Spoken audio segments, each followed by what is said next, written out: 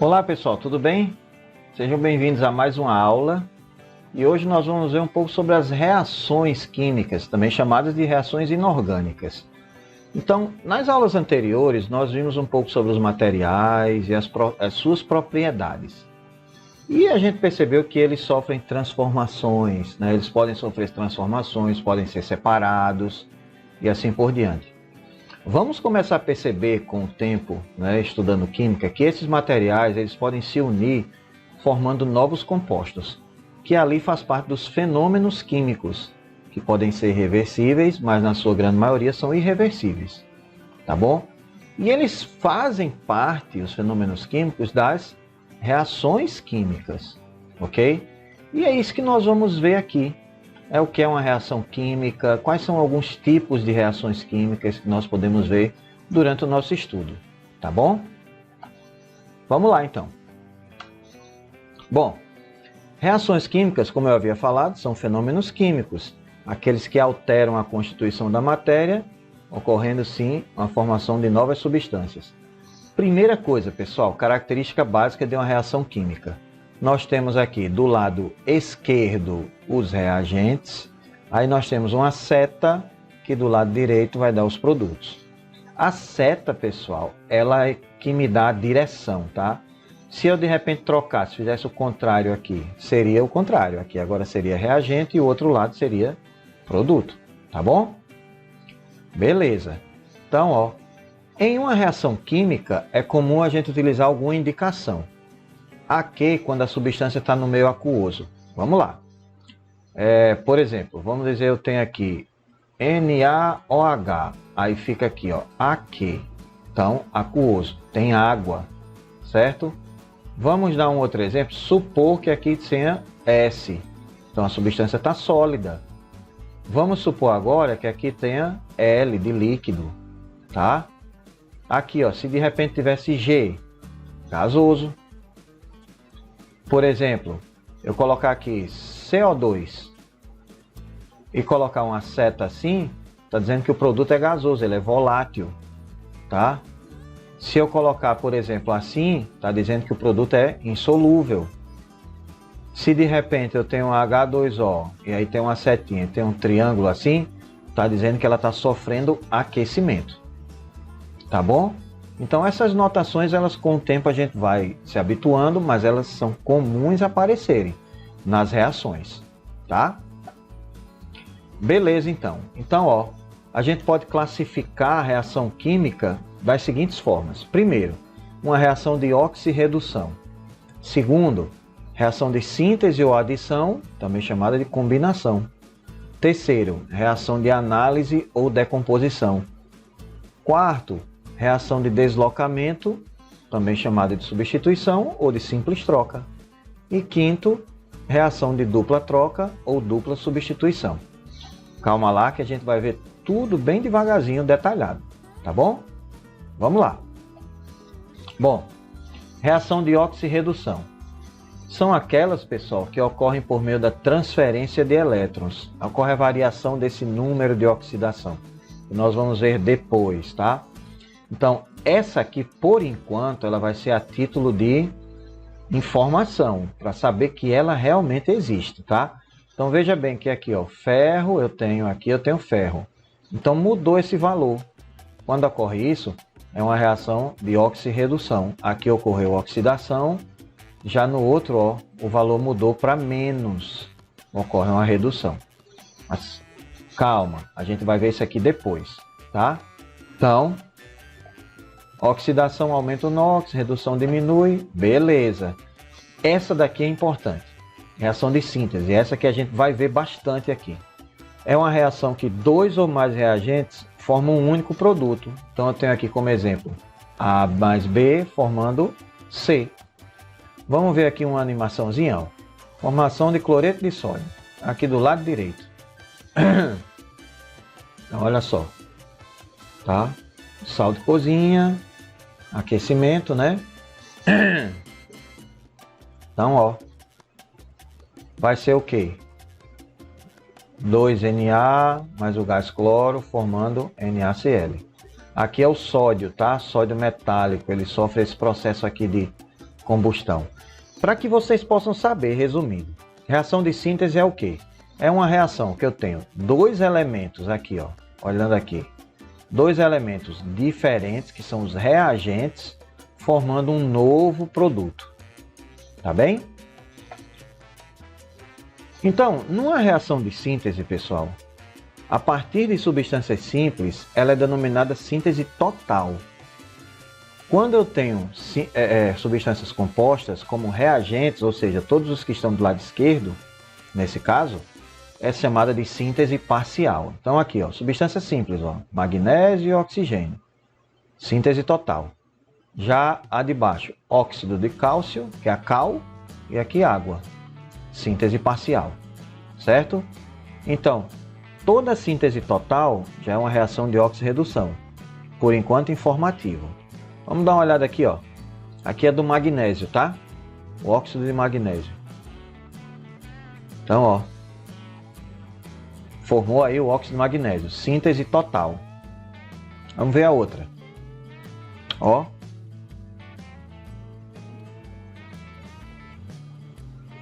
Tá vendo? Então, de novo aí a síntese total. Tranquilo? Isso aqui são fitas de magnésio, tá? Aí entra em contato com o oxigênio do ar, ó, formando o óxido de magnésio. E a gente sabe que ocorreu essa reação por causa dessa luz que é formada. Tá bem? Bom, mais uma animação aqui da síntese, magnésio e oxigênio, né? Então, ó. Aí o que foi que ele fez? Tampou, né? Aí vai formar o óxido de magnésio aí, nesse caso. Vamos ver então o que é que vai acontecer. Olha só. Viu lá o sólido formado? Ok?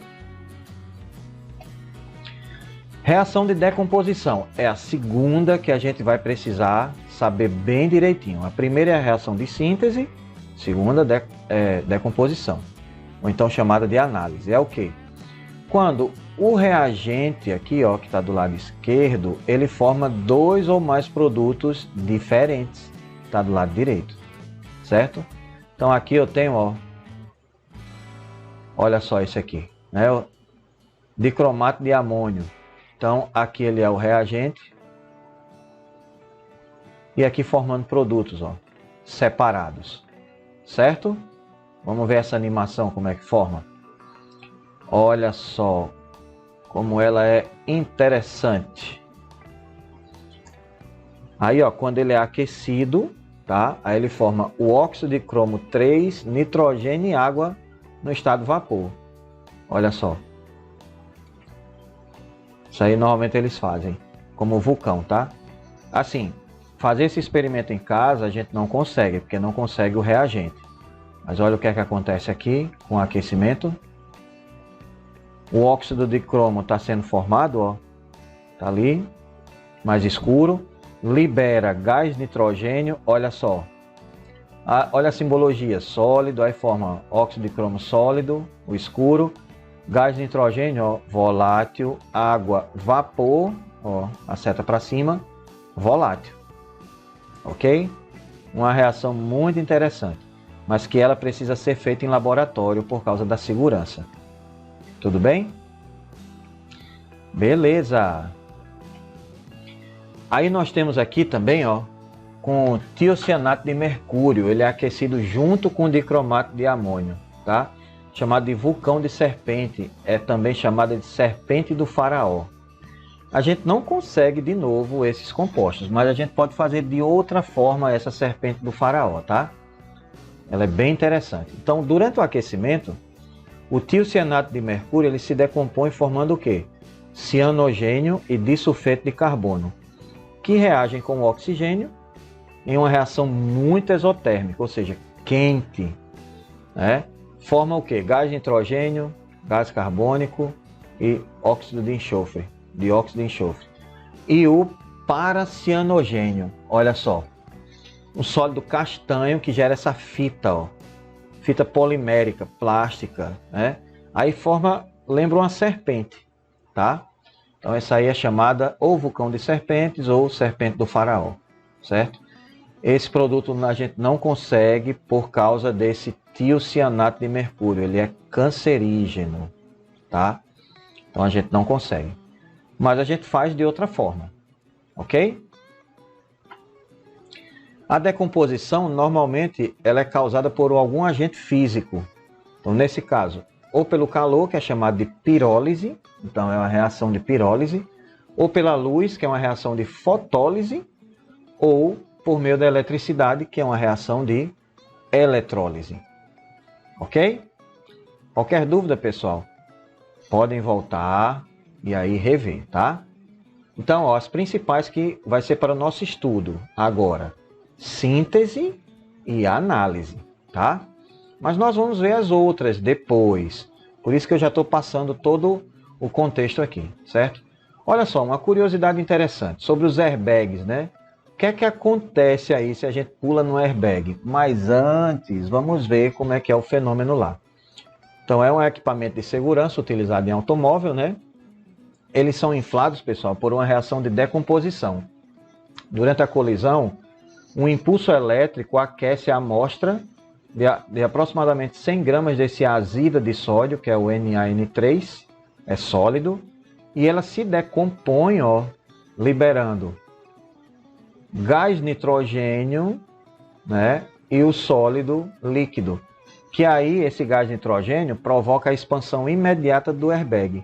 E aí essa é a reação aqui embaixo, certo? O tempo necessário para que o airbag fique completamente inflado, atingindo um volume de 54 litros, é aproximadamente 1/20 de segundo. Então é algo bem rápido, né? Graças aos airbags, muitos acidentes, né, que acontecem, as pessoas podem ainda sobreviver. E olha o que é que acontece quando a gente pula no airbag. Então, pessoal, não aconselhamos ninguém a fazer isso, tá? Bom, vamos para a próxima. Reação de simples troca ou deslocamento. São aquelas que acontece o quê? Uma substância simples, ó, A, reage com uma composta, BC, produzindo uma nova substância simples, B, mais AC. Ou seja, ocorre aqui, ó, uma simples troca. O A vai para o lugar de B e o B vai para o lugar de A, certo? Ou então pode ser assim, ó, o C, né? O A vai para o lugar de C e o C vai para o lugar de A. Então a gente tem aqui uma reação entre o zinco sólido e o sulfato de cobre aquoso, ó, AQ, certo? Aí como é que a gente percebe que essa reação está ocorrendo? Aí vai formar o cobre sólido e o sulfato de zinco.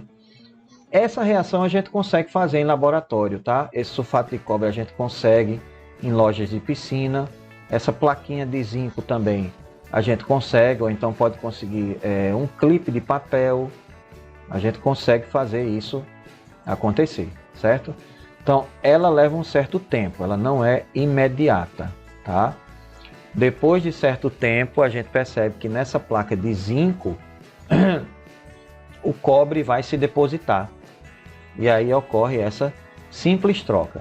O zinco vai para o lugar do cobre e o cobre vai para o lugar do zinco. Olha só, fica vermelho aí, que aí é o cobre. Tá bom? Então, uma reação bem interessante também. E aí, novamente aqui, ó, simples troca, né? O ferro e o cobre, ó. O ferro, ele vai para o lugar do cobre e o cobre para o lugar do ferro. Então, eu tenho aqui ferro sólido e sulfato de cobre. Olha só que interessante, né? Claro que essa está acelerada, tá? Ela não acontece nessa velocidade, não. Bom, outra coisa. Toda reação de simples troca também é uma reação de oxirredução, que ocorre variação do NOx aí. Tá bom? A título de informação, muito importante para depois a gente utilizar aí dessas informações. Agora, reação de dupla troca. Acontece o quê? Agora duas substâncias compostas reagem, formando duas novas. Olha, aqui ocorre uma dupla troca mesmo. O A vai para o lugar de C, o C vai para o lugar de A. Então, AB inicialmente mais CD vai formar AD mais CB. certo? Então ocorre aqui uma dupla troca mesmo. Então aqui eu tenho nitrato de chumbo mais iodeto de potássio, formando iodeto de chumbo e nitrato de potássio. E aí a gente percebe, ó, quando coloco os dois para reagirem. E nessa situação, pessoal, a gente percebe uma mudança de cor, tá? Características importantes também das reações. Quando é que a gente sabe que ocorre uma reação? Quando ocorre mudança de cor, quando ocorre aquecimento, quando ocorre liberação de gás. 3 pontos muito importantes que são características de ocorrência de reações químicas. Tá bom? Ótimo! Resumindo, pessoal, ó, a gente tem aqui reação de síntese, reação de análise, né? Simples troca, dupla troca. Aí vamos lá. Reação de síntese. Quando duas substâncias simples formam uma nova substância lá composta. Certo? Beleza. Reação de análise, também chamada de decomposição, tá? Então aqui eu tenho, ó, uma substância formando duas outras novas substâncias, certo? Podem ser simples ou podem ser compostas. Aí, ó, simples troca. O que é que vai acontecer? O ferro vai trocar com o cobre, certo? Aqui eu tenho ferro mais sulfato de cobre. Vai formar sulfato de ferro mais o cobre. Isso a gente está vendo molecularmente. Fica bem mais fácil, né? Aí aqui eu tenho, ó, dupla troca. Aí vai, ó, potássio vem para o lugar da prata, né? E assim por diante. Aí, ó, o que é que acontece? Nitrato de prata, cloreto de potássio, vai formar agora cloreto de prata e o nitrato de potássio. Certo? E aí nós temos uma reação bem importante também, combustão, pessoal, queima, tá? Quando é que nós temos a combustão? Quando tem oxigênio. Então, toda vez nos reagentes, para ter combustão, tem que haver oxigênio, certo? Então aqui, ó, ocorre também uma reação. Aqui, metano, tá? Mais oxigênio. Beleza! Então, ó, vocês perceberam o quê? Nós vimos vários tipos de reações. Quais que vão importar nesse momento? Síntese, análise e combustão. E a gente vai ver com exercícios, tá? Então, calma, não se desesperem, que nós vamos, nas próximas aulas, fazer alguns exercícios, tá? Nós não paramos por ali, tá? Nas reações. Agora a gente vai dar continuidade e ver as leis ponderais. Vamos lá. Na verdade, as reações, por enquanto, a gente só viu a ocorrência delas. Os tipos de reações. Agora a gente trabalha com quantidades. Como é que a gente quantifica e como é que a gente calcula, tá? Então nós vamos ver as principais leis aqui e duas vão ser as mais importantes. Lei de Lavoisier e lei de Proust para este momento. Mas nós vamos ver mais algumas, tá? Então, ó, vamos iniciar aí a parte das leis ponderais e na verdade, né, nós já temos uma balança aí. Então é isso mesmo, né? Para que a gente possa quantificar. Então, olha só. São leis, né, as leis ponderais, que relacionam as massas dos participantes de uma reação química.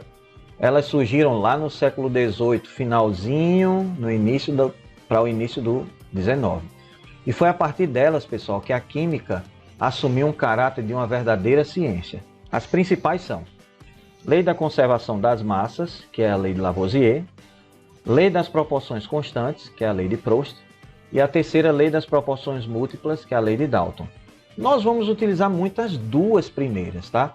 E a outra, vamos utilizar sim, no momento apropriado.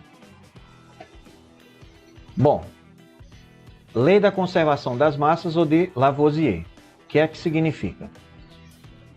O enunciado da lei diz: em um sistema fechado, a soma das massas dos reagentes é igual à soma das massas dos produtos, em qualquer transformação química. Vamos ver o que é que significa. A gente já sabe que reagente é tudo que está antes da seta. Então, ó, eu tenho aqui 100,5 gramas de mercúrio e 8 gramas de gás oxigênio. Somando os dois dá 108,5. Essa é a lei de Lavoisier. Você pega e soma. Água agora, aqui está água nos reagentes, 18 gramas. Veja que a primeira, pessoal, foi uma reação de síntese, já retomando lá o conceito anterior.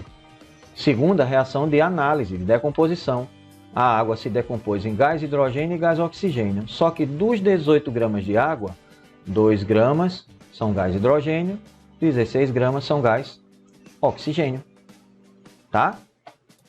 Bom, demonstração da lei de Lavoisier. Vamos lá. Então, eu tenho aqui cloreto de sódio e nitrato de prata, formando cloreto de prata e nitrato de sódio em uma reação de dupla troca, certo? Então, ó, sistema inicial, ó, a massa, a solução de cloreto de sódio, e aqui, né? Aí eu tenho a solução de nitrato de sódio agora, ó, e o sistema final.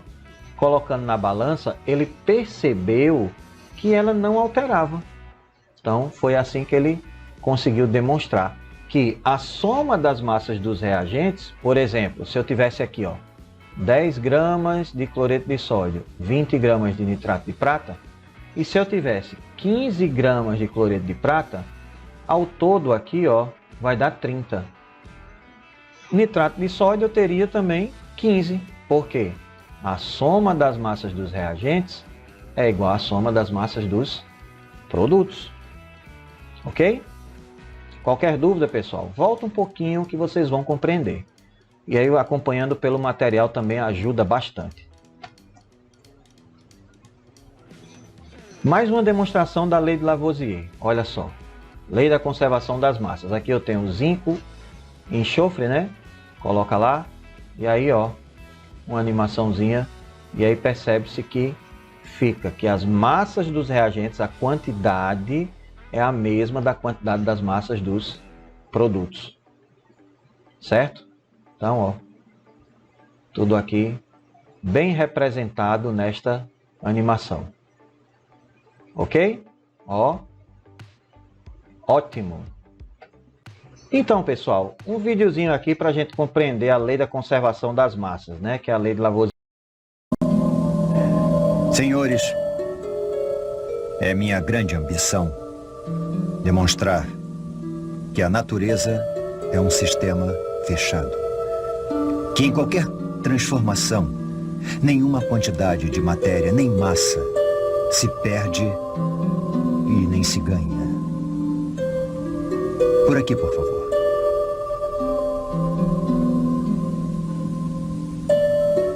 Essa precisa quantidade de água é aquecida para virar vapor. Esse vapor é posto em contato com uma barra de ferro em brasa envolta em carvão.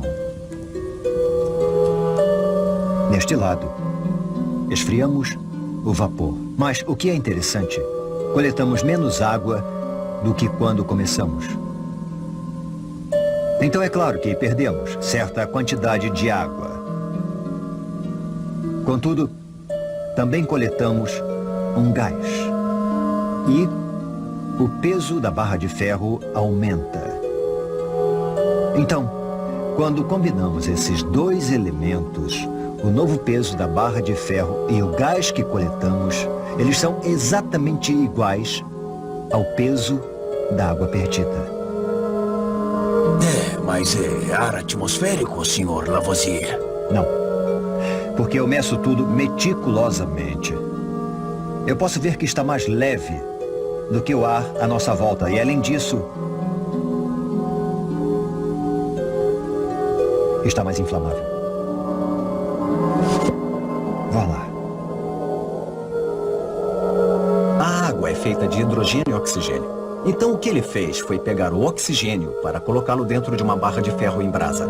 Basicamente só estava fazendo ferrugem, que é ferro oxidado, mas ele estava fazendo a ferrugem muito rapidamente. Sobrou hidrogênio, que chamamos de ar combustível, e ficava flutuando como um gás. Nenhuma massa se perdeu, meramente se transformou. E depois, ele queria transformar tudo de volta em água.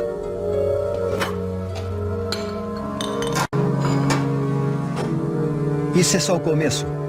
Nos próximos meses eu espero demonstrar que posso recombinar esse ar combustível com o ar vital e transformar os dois novamente em água. Eu vou recriar exatamente a mesma quantidade de água que foi perdida aqui nesse processo. É minha esperança completar o ciclo: água em gás e em água. E não perder uma gota.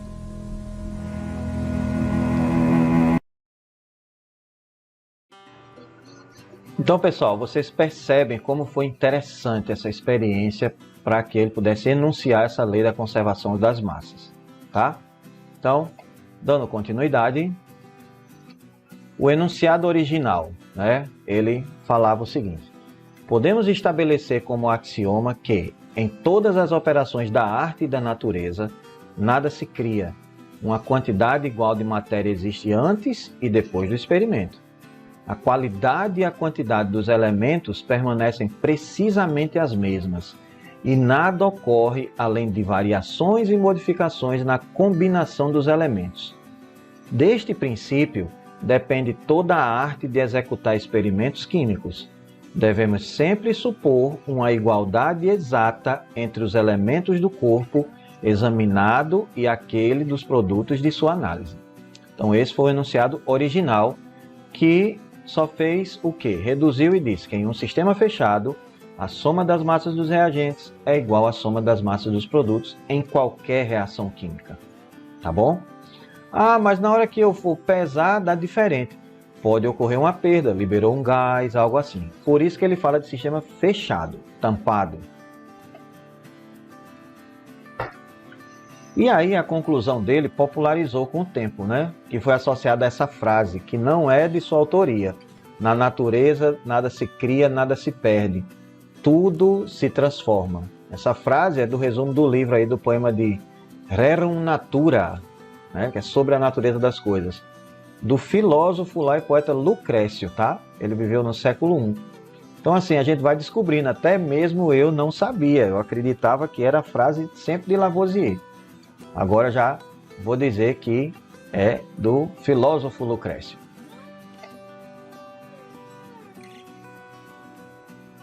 Outras contribuições de Lavoisier. Primeira, ele é considerado o fundador da química moderna. Ele desenvolveu um dos primeiros tipos de calorímetros. Ele participou da comissão responsável pela criação do sistema métrico de medidas. Ele propôs que todos os ácidos deveriam conter pelo menos um átomo de oxigênio. Ele escolheu o nome oxigênio para o componente do ar atmosférico indispensável para a respiração humana. E ele publicou o famoso livro em 1789. Em português é Tratado Elementar de Química, tá? Eu não sei falar em francês, mas é aí que tá. Um livro que marcou a época e deu início, pessoal, a uma revolução da química, tá? Então, temos aí grandes contribuições de Lavoisier para a química. Lavoisier foi acusado de adulterar tabaco e de roubar dinheiro do Tesouro Nacional para inimigos da França durante a Revolução Francesa, tá? Então, alguns eventos que sucederam aí que prejudicaram ele de certa forma, né? E aí ele foi inocentado 18 anos depois de sua decapitação, né? Infelizmente. E aí um matemático italiano aí, Joseph Louis Lagrange, falou: não precisaram de mais que um momento para fazer cair essa cabeça, e talvez 100 anos não sejam suficientes para produzir outra semelhante, né? Devido à grande contribuição que até hoje ela é de grande valia para a química. Bom, há uma história, né, apócrifa aí, que Lavoisier pediu a um amigo que observasse a cabeça dele cair no seixo depois de guilhotinada, né? E prometeu que ele continuaria a piscar o máximo possível para ver quanto tempo a cabeça sobreviveria à decapitação. Então, não há provas que sustentem essa história. E como Lavoisier e mais 27 na época foram julgados, condenados e executados no mesmo dia, com as execuções levando apenas 35 minutos, não haveria tempo para realizar essa última experiência, né? E aí uma outra curiosidade, né? No começo do século XX, Albert Einstein demonstrou matematicamente que a matéria pode ser transformada em energia e vice-versa. Portanto, Durante as reações químicas que ocorrem com liberação ou absorção de calor, ocorre variação de massa. Mas a variação da massa nas reações químicas ela é extremamente pequena, podendo nessa situação serem desprezadas, tá? Então, pessoal, nós temos aí alguns exemplos, né, da variação aí de energia. Então, em um laboratório, a menor massa que pode ser pesada em uma balança, pessoal, é 0,00001 grama. Imagina aí que aproximação bacana, né? Isso aí pode ser feito em uma balança analítica, tá? E aí, a lei de Lavoisier, ela não pode ser utilizada em reações nucleares. Essa é uma observação muito importante, tá? Essa lei da conservação das massas.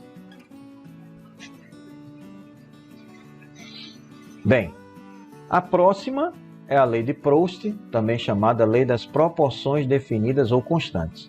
E aí, olha só, o enunciado. Primeiro enunciado.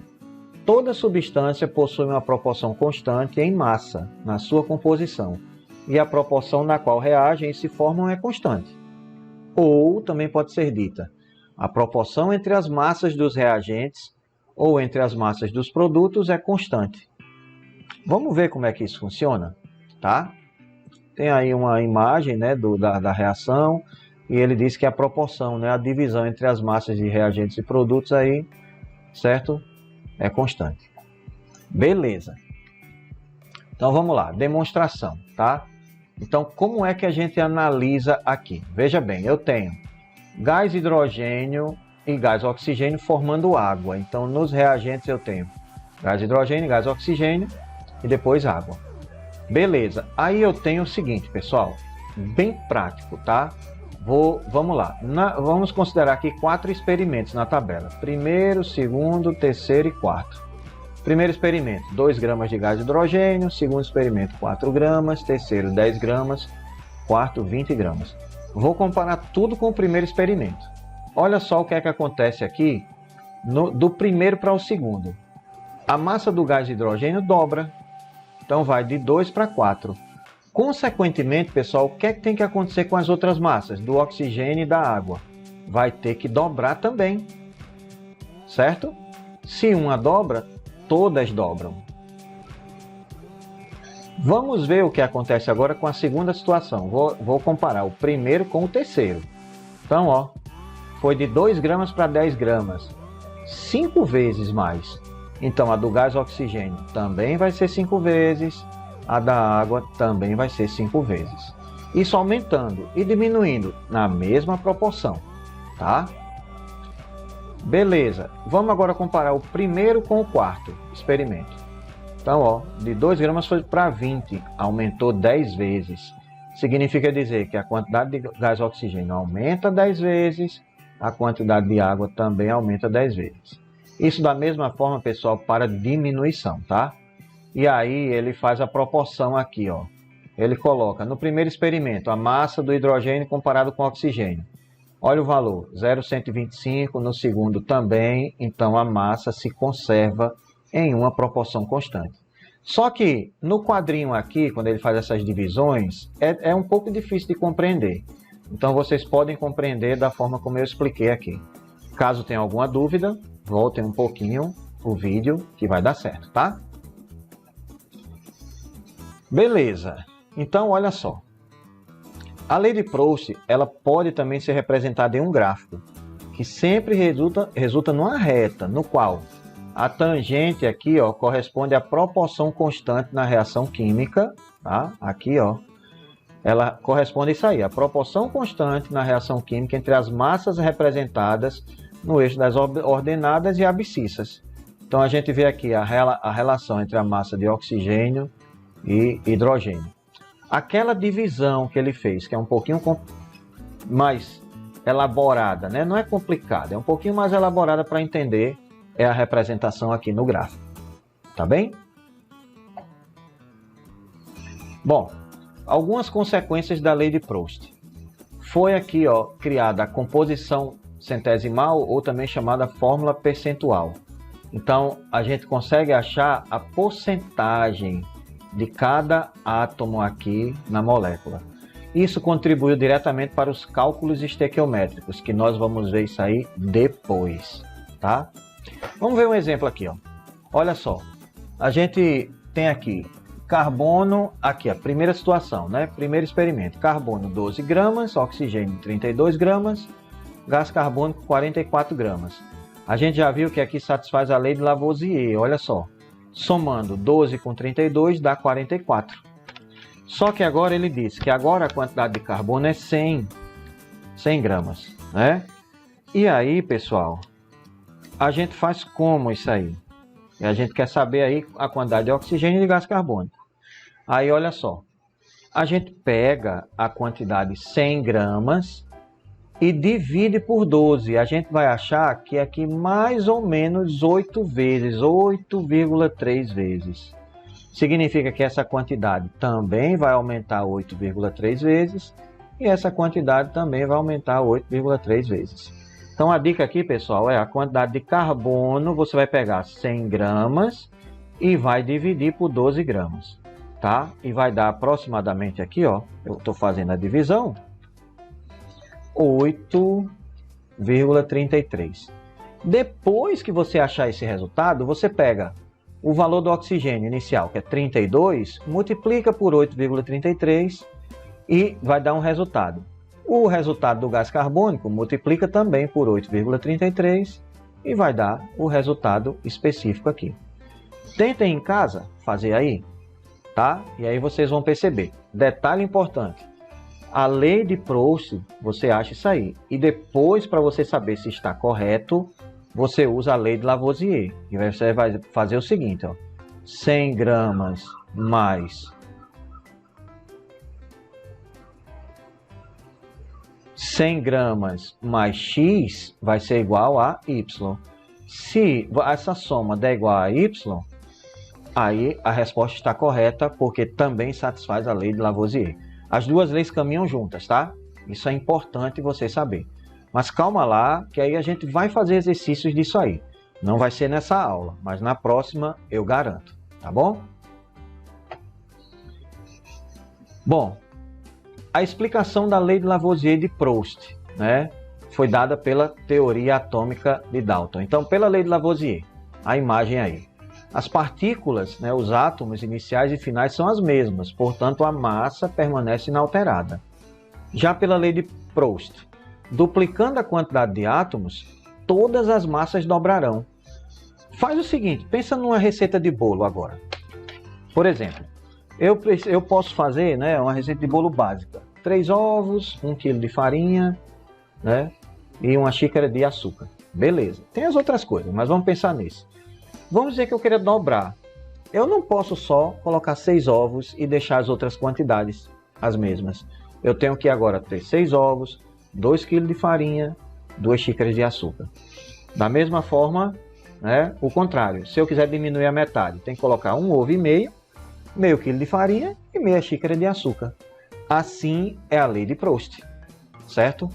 Que aí ela introduz aí, né, a lei das proporções múltiplas, que é a lei de Dalton, que diz assim: quando dois elementos formam duas ou mais substâncias compostas diferentes, se a massa de um deles permanecer fixa, a do outro irá variar numa relação de números inteiros e pequenos. Vamos compreender como é que funciona isso aí? Então temos, veja bem, nitrogênio 14, oxigênio 8, né? Então 14 mais 8, 22, lei de Lavoisier. De novo, 14 com 16, 30, 14 com 24, 38, 14 com 32, 46. Aí a proporção entre as massas de oxigênio que reagiram foram, vamos lá, ó, 8, 16, 24, 32. Qual é a proporção? Ele está dizendo, ó, daqui para cá dobrou, né? Então aqui seria 1, aqui 2 vezes, né? Aqui 3 vezes.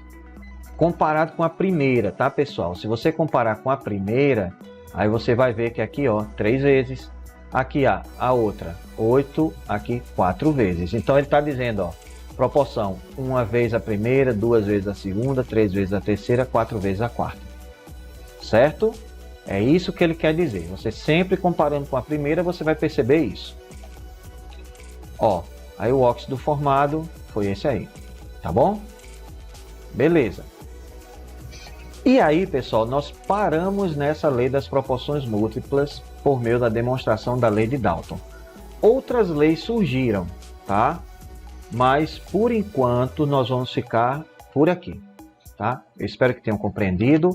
Caso não, voltem o vídeo e aí vocês vão compreender melhor, ok? Então, ó, um abraço a todos e até a próxima. Tchau, tchau!